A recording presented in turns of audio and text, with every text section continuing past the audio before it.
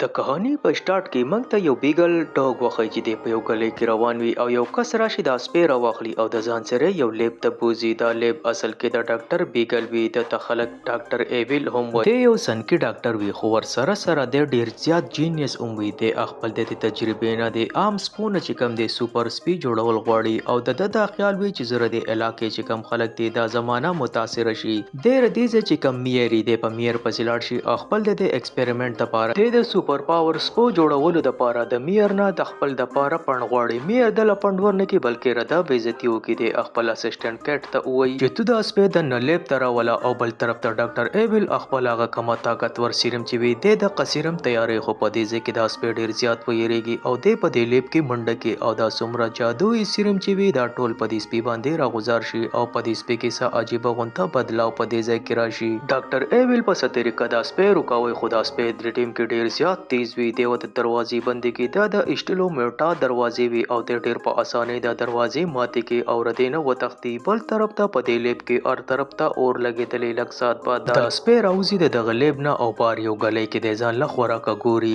چې دا غلۍ د پیل نه د اواره کوتو د دا پته نه وي چې په ما کې ډیر زیات طاقت دی. د ردی سپینه ویریږي او د دې زینه منډه کې په روډ کې د یو گاډي له مخامخ ورشي. د گاډي چې کم ډرایور وي انټری ته پیله په پولیسو کې دا مقصد وي چې دا سپی په مړوي خدا سپی په دغه ټیم کې ژوندې وي. د سپی راواخلي او د ځان سره په غي کې ونسی.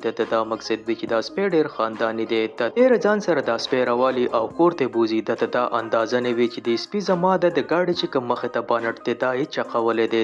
د ځان سره دا سپی خپل کور ته راولي. دا سپی د بوټ سټي د سپی ته پته ولګي چې دا مالک چې کم دی دا ډیر خسړې دی. د دې د وجې ډیر د سره په دې کور کې پاتې شي. د دې سپی نوم چې کم دی دا شوشان کې دی ځکه چې د په مخه د چې کم بوټ دی دای سټو د خپل د زوی چیک سره هم دا سپی میلاو. د چیک په دې سپی کې بالکل دلچسپي نه وي چې کله سحر د پلار کار لاړ شي نو چیک په خپل هم سکول ته لاړ شي. په دې سپی باندې د خوراک پین ولګي. د سپو د الماری ته لاړ شي او د دینه یو ډبره والی. په دې ډبه باندې د زور کوي نو دا ډبه د دوانو طرف نه پټاو شي او دا ټولګن پر په دیوالونو باندې ولګي. دی وایي چې زما دا نوې مالک په ما وسوس غلې دی. زر په صفای باندې سٹارټ شي. په دې ځکه کې پوسټمن راشي او د اخبار راوړي. دا پوسټمن چې دا سپی په کړکۍ کې ویني د سپی لک چړاو کې او دا سپی چې کله وغواپي دا کانچ ماچی ور سره د پوسټمن د کشمو چې کم شي وي دغه هم ماتي شي. په دې ځکه کې دا پوسټمن ډېری وتختی. دا سپی چې کله راوپشي د سوپې د لاندې یو بال ملاو شي. د چې څنګه دا بال راخلي دا سوپه په دې کور کې بل طرف ته غزاره کی چې کله چې کور ته راشي هغه چې د خپل د کور آلات ګوري.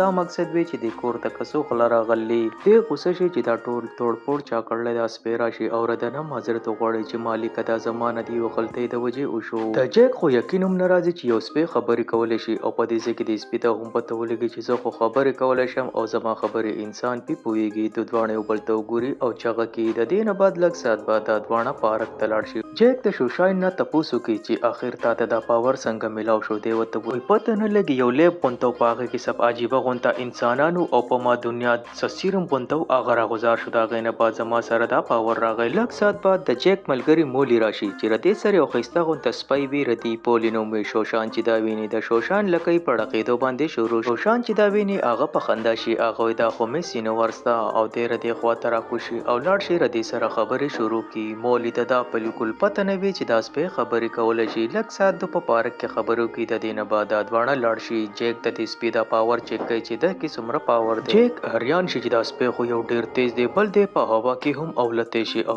د سره ډیر زیات طاقت وی. لږ سات بعد د دې سپی ته داسې محسوس شي چې د مولی او د پولی زندگی په خطر کې دا هغه ډاکوانو رایسار کړل. د جیک ته وایي چې دا هغه زندگی په خطر کې دا او زه لږ سات کې راځم. د په روډ کې ورمنډه کې د په روډ کې منډه وای. د ته پیلي ځل داسې پته ولګي چې زه صرف د منډه سره ز په هوا کې هم اولته شم خو د په زندگی کې پیلي ځل اولزي د دې د وجې د ډیر زیات نقصان وشي. خو د ډیر په تیزی باندې ډاکوان چې کم دا په سوپر سپیډ باندې اراو کې او د مولی زندگی ته آزاد کی. مولی ته صرف تمره پته ولګي چې یو هوا باندې راغی او هغه د ډاکوان بړکړل. مولی نور دا سپی لیدلې نوی. دا سپی د کټلان دی ناسوي. پدې کې جیک ماقام کور ته راشي. د جیک ته وایي چې زمانه ډیر زیات ګډوډ او شو. زه اولته نشم د دې د وجې مانسه نقصانونه او شو. جیک د ته وایي چې ته مافي مغواړه. ستاسو د وجې د مولی او د پولی د دوانو زندگی بچوا او ستاسو د سوپر پاور په باره کې به زه چاته بالکل ذکر نکوم. خو راځه چې د ټولو مخ کې موږ دا کور سم کو کنه. زما پلار کو دا ولیدل هغه ډیر زیات غوسه شي. د جیک دروازه څوک وټکای. جیک چې دروازه اندازه کولاو کې دا د ډاکټر ایویل چې کم کس وی دا هغه وی او د پښوشان پسې راغلی وی.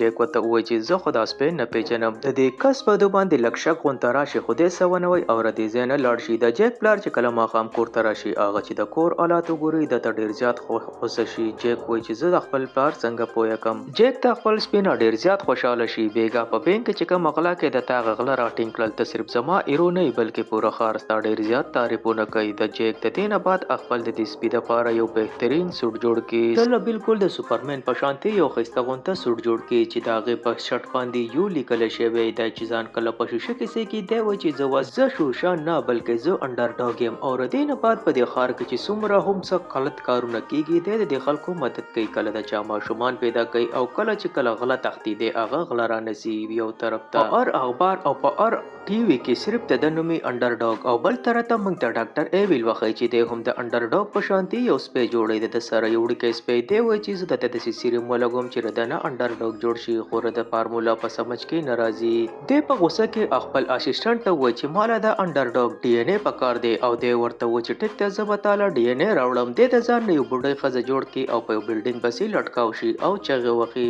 او انډر ډاګ ته ډېر زر پته ولګي چې څوک په مصیبت کې دی. دی دا بوډۍ د دې چت نه راکوزه کړي خو ده ته ډېر زر پته ولګي چې دا یو بوډۍ نه ده ته ډېر زر پته ولګي چې دا د ډاکټر ایویل هغه اسسټنټ دی او دی د ته مرۍ ته چینج واچوي. خو دې ځای کې انډر ډاګ د ده نه ځان د خلاصولو کوشش کوي او دا کیټ په ځان پسې په دې روډ کې هر طرف ته راښکي خو د ده نه دا پټه چې کومه وي دا کولاو شي او انډر ډاګ د ده نه وتښتي. دی دا پټه راوړي ډاکټر ایویل ته ووایي چې ما تاله د هغه ډي ان اے راوړو. ډاکټر ایویل چې کله دا پټه وګوري ده ته پته ولګي چې انډر ډاګ په کوم ځای کې پاتې کیږي. بل طرف ته په ده پسې جیک راشي. جیک درته وایي چې تا پټه څه کړه. دی ورته وایي پته نه لګي زما نه ورکه شوې ده. لږ ساعت بعد د انډر ډاګ ملاقات د پولي سره وشي او پولي چې کومه وي دا هم د انډر ډاګ چې کومه وي ډېره غټه فین وي. دی ته دا پته نه وي چې انډر ډاګ هم دا دی زما مخامخ چې ولاړ دی. دا ورته وایي زه کاش که زما سره انډر ډاګ میلاو شي. جون ورته وایي چې ته رشپې د هغه نوم واخله. په دې ځای کې پولي ووایي انډر ډاګ ویر آر یو او په دې کې انډر ډاګ د دې خواله راشي. پولي ډېره زیاته خوشحاله شي. شوشان دا د ځان سره بوزي او دی له په هوا کې سیلونه وري. دا شپه د شوشان دپاره ډېره یادګاره شي. اګله ورځ جیک خپل د ښایسته ملګري سره د پولي کور ته لاړ شي او بل طرف ته ډاکټر ایویل چې کوم وي هغه رده کور ته راغلی او رده پلار بوزي د دغه ځای نه او په خپل کمپنۍ کې وتړي او ده ته ووایي چې انډر ډاګ ته اواز کا. د پلار ته دا پته بالکل نه وي چې انډر ډاګ پکې لا څه شی دی. د مالک ته دا پته نه وي چې زما شوشان چې کوم دی اصل کې هغه انډر ډاګ دی. دی په تیزه تیزه انډر ډاګ ته چغې وهي. انډر ډاګ ته چې پته ولګي زما د مالک زندگی په خطر کې ده. دی جیک ته کالر نه چوت کړي او لږ ساعت بعد د خپل مالک ته ځان ورسوي یعنی هغه کمپنۍ ته لاړ شي په کوم کې چې رده مالک قید وي. ډاکټر ایویل چې کوم دی چالاک وي. دی جیک ونیسي او انډر ډاګ ته وایي که ته رده زندگی غواړې نه ته ماله خپل ډي ان اے راکا. دی خپل مالک او خپل ملګري په خطر کې ویني. دی د ډي ان اے دپاره تیار شي.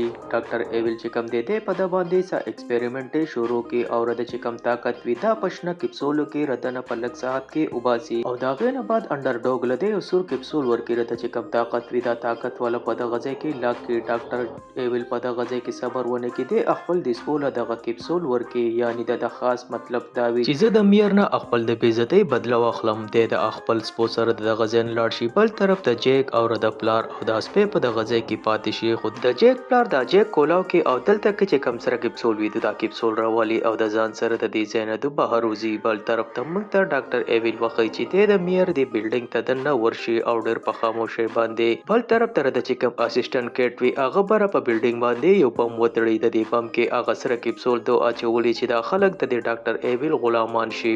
بل طرف ته مولی په غلطۍ د چت ته بره راشي او کیټ چې کله په دې نظر شي کیټ دا راټینګ کې دا ورسره هم په دغه ځای کې وتړي. جیک او د جیک پلار او د سپی دلته کې راشي خو دلته کې چې څومره هم خلک ولاړې دو انډر ډاګ ته چغې وهي. دوی ته دا پته هم نه وي چې انډر ډاګ په دې ټایم کې زموږ سره په یو عام سپي په روپ کې ولاړ دی. خو د انډر ډاګ نه دا دغه نه برداشت کېږي. د ته ډېر زر پته ولګي چې د بره بم تړلی او د دغه بلډینګ ته دننه ورمنډه کړي. بل طرف ته ډاکټر ایویل میر ته لیټر را وباسي. ده ته ووایي چې ماله ته یو لیب جوړ کا او زما د لیب دپاره ښه سکوټري ارنج کا او چې څومره خرچه راځي دا ټوله تو وکړه. دلته کې دا سپی راشي. دی په یو غټ ګین باندې له پاسه کښېني. دا ګین په میر ولګي. میر په دغه ځای کې بېهوشه شي او دی په دې ډاکټر ایویل باندې غوځار شي. د ده نه دا شنه کپسول وغورځېږي. په دې ځای کې دا سپی یو کپسول وخوري او د ته د طاقت واپس میلاو شي. ډاکټر ایویل خپل سپو ته ووایي چې تاسو په ده باندې حمله وکړئ. دا سپي په ده پسې ور ولګي خو دی ډېر تیز عضوي ده انډرډوګ په دې حویلۍ کې چارو طرف ته منډې وهي او په دې حویلۍ کې ډیره زیاته تباهي مچاو شي. ډاکټر ایول ته چې پته ولګي چې زما د سپو په قابو کې دی نه راځي، د دې د وجې ډاکټر ایول په خپله یو کپسول اخري او پته کې هم ډیر زیات طاقت راشي. دی په خپله د انډرډوګ مقابلې دپاره راشي، یعنی چې زه د انډرډوګ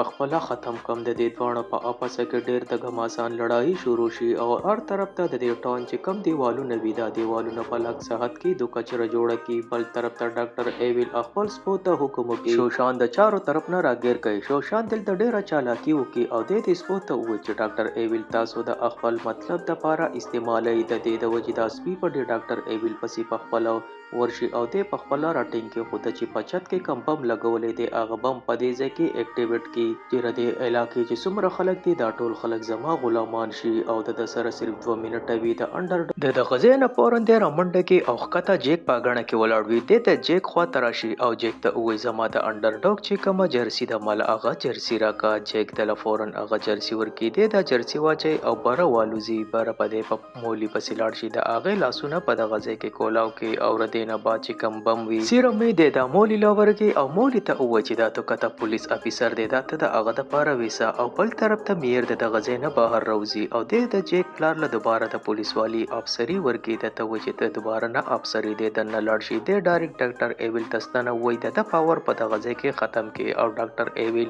په دې ځای کې یو عام انسان پاتې شي. خو بل طرف ته غټه خطره لا پاتې هغه بم او د انډرډوګ چې کوم وي دی دغه بم آزاد کړي او د دغه ځای نه دی ډېر لرې لاړ شي او په یو پارک کې دا بم کېږدي. دا پولیس والا دا خلک منع کوي. دی په ځمکه کې کډاو کې او دا د ځمکې لاندې یخ ته دا بم ورسېد. دا بم پټاو شي په دې کې د انډرډوګ هم زخمي شي او دی په سم په هوا باندې چوت لاړ شي. په کوم ځای کې چې دی ولګي په ځمکه کې سمه غټه کډه شوې ده. د ټولو دا مقصد وي چې انډرډوګ مړ شو. جیک جاړي. دا جیک په لاس کې راغستی خو انډرډوګ لږ ساعت بعد سترګې کولاو کوي. په دې پارک کې چې دا څومره خلک هم ولاړ وي دا ټول ډېر زیات خوشحاله شي. بل طرف ته جیک هم ډېر زیات خوشحاله شي. انډرډوګ په دغه ځای کې د جیک د لاس نه پاسي او په هوا باندې والوځي چې چاته دا پته ونه لګي چې زه د جیک سره پاتې کېږم. بل طرف ته ډاکټر ایول چې کوم وي او د هغه اسسټنټ هغه دواړه جیل ته ورسوي.